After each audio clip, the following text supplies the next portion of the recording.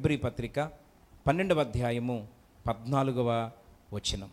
అందరితో సమాధానమును పరిశుద్ధతయు కలిగి ఉండుటకు ప్రయత్నించుడి. పరిశుద్ధత లేకుండా ఎవడును ప్రభుని చూడడు. ప్రియమైన మిత్రులారా, 5వది అందరితో సమాధానమును పరిశుద్ధతయు కలిగి ఉండాలని దేవుడు మాట్లాడుతున్నాడు. ఈరోజు నేను భక్తుడను, భక్తురాలిని అని నువ్వు ఈరోజు నోటి మాటలతో చెప్తే అది భక్తి కాదు. భక్తులైన వారికి ఉండవలసినటువంటి ఈ 5 లక్షణాలు మనలో ఉండాలి.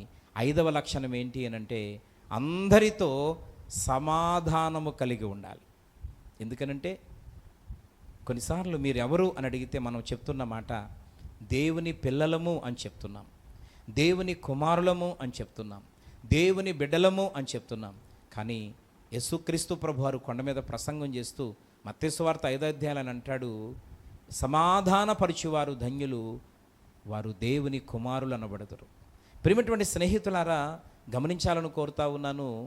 దేవుని కుమారులు, దేవుని కుమార్తెలు, దేవుని పిల్లలు అని నీవు పిలువబడాలన్నా, దేవుని పిల్లలుగా నీవు దేవుని చేత పరిగణించబడాలన్నా నీవు సమాధాన పడాలి, సమాధానపరచాలి. ఈరోజు సమాధాన పడే లక్షణం మనలోనే లేదు. ఇక మనం ఎలా సమాధానం పరచగలుగుతాం? పిల్లరా, కొంతమంది సమాధాన పరిచేవారిగా ఉంటారు కానీ వారు సమాధాన పడేవారిగా ఉండరు. ఈరోజు సమాధాన పడడం అంటే అర్థం ఇంట్లో వాళ్ళతో సమాధాన పడాలి, బంధువులతో సమాధాన పడాలి, సంఘములో సమాధానం ఉండాలి.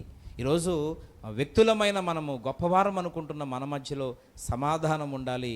అంత మాత్రమే కాకుండా సమాధానపరచాలి.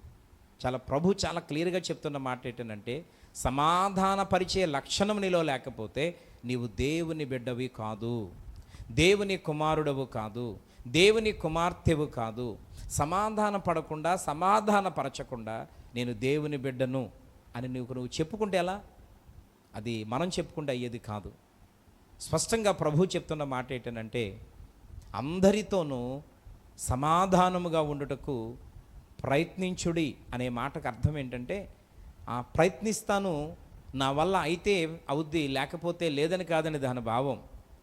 మనిషి జీవితంలో ఒక్కసారి సమాధాన పడితే సరిపోదు, ప్రయత్నిస్తూనే ఉండాలి అని అంటే ఏదో ఒక ఇబ్బంది వస్తూనే ఉంటుంది, ఏదో ఒక మనస్పర్ధత జీవితంలో కలుగుతూనే ఉంటుంది. కొన్నిసార్లు మనం మంచిగా మాట్లాడినా ఇతరులు దాన్ని మంచిగా తీసుకోకపోవచ్చు. మనం మాట్లాడిన మాట మంచిగా మాట్లాడినా ఇతరులకు అది మంచిగా అర్థం కాకపోవచ్చు. అలాంటి పరిస్థితుల్లో కూడా కొన్నిసార్లు మనం వ్యతిరేకమైపోతూ ఉంటాం. సందర్భం ఏమైనా, పరిస్థితి ఏదైనా, ప్రియమైనటువంటి స్నేహితులారా, మనము సమాధాన పడాలి, సమాధానపరచాలి. ఈ పని ఎప్పటిదాకా జరగాలి అని అంటే ప్రభు రాకడ వరకు లేదా మన యొక్క పోకడ వరకు సమాధాన పడుటకు ప్రయత్నిస్తూనే ఉండాలి. ఈరోజు సమాధానము పడ్డం అనేటువంటిది తప్పు. మనం చేయకపోతే మనం పడము అంటాం. వాక్యం ఏం చెప్పుందంటే దేవుని మాటకు నువ్వు లోబడాలి గనుక, దేవుని వాక్యానికి విధేయత చూపాలి గనుక, ప్రభు ప్రేమను బట్టి నువ్వు విధేయత చూపాల్సిన అవసరత ఉంది గనుక పొరపాటు నీలో లేకపోయినా దేవుని యొక్క ప్రేమను బట్టి, వాక్యమును బట్టి దేవునికి భయపడేటువంటి నిజమైనటువంటి భక్తులకు పోల్చబడిన వారిగా మనమే ముందు సమాధాన పడిపోయే ప్రయత్నం చేయాలి. వీలైనంత వరకు అవి కుటుంబాలు విడిపోతున్న పరిస్థితులైనా, భార్యాభర్తలైనా, స్నేహితులైనా, అది ఎంత పెద్ద సమస్య అయినా, కుటుంబమైనా, నీ చేతి దగ్గరికి వచ్చేటప్పటికి, నీ ఆలోచనలకు వచ్చేటప్పటికి ఒక మాట పడినా పర్వాలేదు, ఒక దెబ్బ తిన్నా పర్వాలేదు, నింద వేయించుకున్నా పర్లేదు, కానీ నీ ద్వారా సమాధానపరచగలిగితే నిజంగా దేవునికి ఇష్టమైన బిడ్డవి, నువ్వు దేవుని కుమారునివి, దేవుని కుమార్తెవి. ఇలాంటి దేవుని కుమారులకు, దేవుని కుమార్తెలకు దేవుడు పరలోక రాజ్యాన్ని స్వాస్యంగా ఇచ్చేస్తాడు. అంత మాత్రమే కాకుండా భూమి మీద బ్రతికి ఉన్నంత కాలం నీవు ఎక్కడ నిలవబడి ప్రార్థించినా, ఏ స్థలములో ఉండి దేవుణ్ణి అడిగినా, ఏ విషయాన్ని ప్రభు దగ్గర నువ్వు మాట్లాడినా ఖచ్చితంగా తప్పకుండా దేవుడు సమాధానం ఇస్తాడు.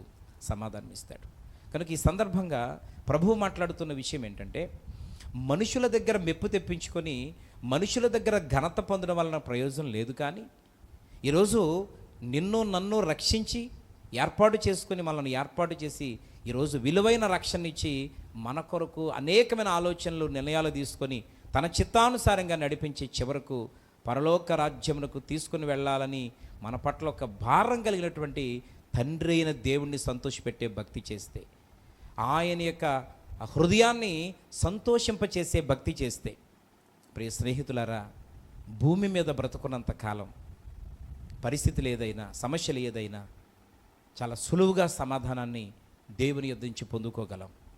రెండవది, ఈరోజైనా రేపైనా మన జీవిత యాత్ర ముగిసిన తర్వాత ఏ విధమైన ఇబ్బంది లేకుండా, కష్టం లేకుండా నేరుగా దేవుని సన్నిధికి చేర్చబడతాం. ఇటువంటి అద్భుతమైనటువంటి ఆత్మ సంబంధమైన శ్రేయస్కరమైన దీవెన ఈరోజు వాక్యం వింటున్న నీవు సొంతం చేసుకోవాలి అని అంటే మాత్రం నిజమైన భక్తులమై ఉండాలా, నిజమైనటువంటి భక్తులమై జీవించాలా, దేవునికి ఇష్టమైనటువంటి భక్తులుగా ఉండాలా, ఆత్మ సంబంధమైన భక్తులమై ఉండాలా. ఈరోజు ఆ భక్తిలో, ఆ భక్తి జీవితంలో నేను కొనసాగుతూ దేవునికి ఇష్టమైనటువంటి భక్తుడను, భక్తురాలని నువ్వు దేవుని చేత గుర్తింపు పొందాలంటే ఈ 5 లక్షణాలు ఖచ్చితంగా ఈరోజు మనలో ఉండాలా. ఈ లక్షణాలలో ఏ ఒక్క లక్షణం నీలో లోపించినా దేవునికి ఇష్టమైనటువంటి భక్తి నువ్వు చేయనట్టే.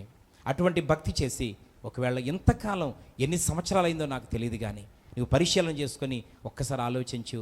ఇక మీదట కూడా ఎన్ని సంవత్సరాలు భక్తి చేసినా అది బూడిదలో పోసిన పన్నీరుగా మారిపోద్ది.